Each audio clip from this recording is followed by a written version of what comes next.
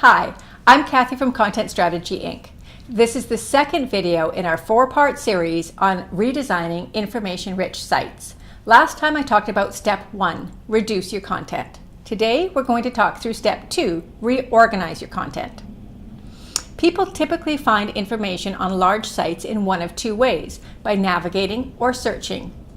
Organizing your content in a logical, predictable, and consistent way helps people to find the information when they navigate for it. It also communicates relationships between content, which helps people to know when they've found relevant content to their specific needs. Here are 3 things to think about when organizing your content. Number 1, organize the content around research-based user needs. The ideal way to organize content is going to be different for different companies and different audiences, which is why it's important to do your research. But in general, task and topic-based organizing structures work better than content organized around your internal departments or functions. Number 2, create links and pathways that guide users through a logical progression or flow of content. Make sure that content is organized in such a way that people can find the content that they're looking for, understand it, act on it, and then follow up if necessary. Well-organized content makes it easy to do this.